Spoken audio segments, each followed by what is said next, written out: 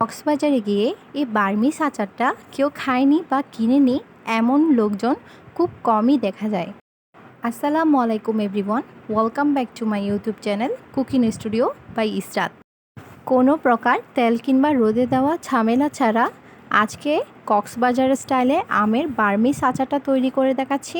প্রথমে একটি কাঁচা আমের খোসা ছাড়িয়ে নিয়েছি, তারপর মাঝ বরাবর কেটে ফালি করে নিয়ে আমের আটিটা ফেলে দেব। এমনই টাইপের আম নিতে হবে বার্মিস আচারের জন্য, যাতে আমের আটিটা শক্ত হয়। তারপরে এরকম করে স্লাইস করে নিতে হবে। স্লাইসগুলো কিন্তু বেশি পাতলা করা যাবে না।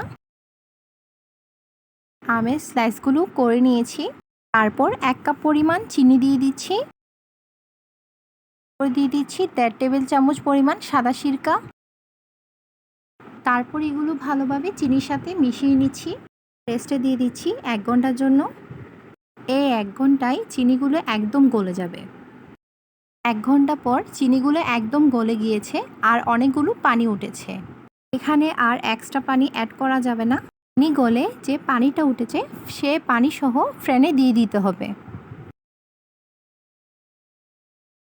1 চা চামচ মরিচের গুঁড়া অ্যাড করে দিচ্ছি। সামান্য পরিমাণ হলুদ দিয়ে দিচ্ছি। তারপর অ্যাড করে দিচ্ছি পরিমাণ মতো লবণ। তারপরে এগুলো সব একসাথে মিশিয়ে নিচ্ছি। এই আচারটা মাঝারি আঁচে জাল করে নিতে হবে। আর যখনই দেখবেন এরকম ফুটতে শুরু করেছে তখনই চুলার আঁচটা একদম কমিয়ে দিবেন। অন্যদিকে আমি একটা মশলা তৈরি করে নিচ্ছি।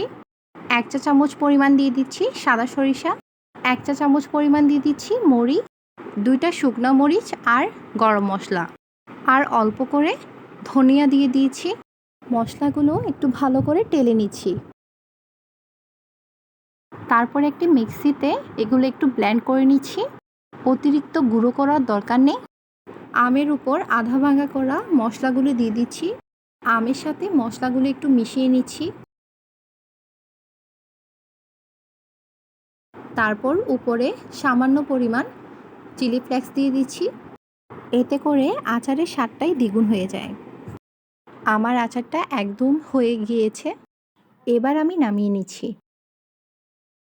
আমের স্লাইসগুলো দেখেন একটার সাথে একটা কিন্তু লেগে যাচ্ছে না। চুলা থেকে নামিয়ে ঠান্ডা করে কোনো কাচের বয়ম রেখে দিলে 1 বছর পর্যন্ত ঠিক থাকে। আশা করছি আমার আজকের বার্মিস আচারের রেসিপি আপনাদের ভালো লাগবে। নিত্য নতুন রেসিপি পেতে আমার চ্যানেলটি সাবস্ক্রাইব করে রাখবেন।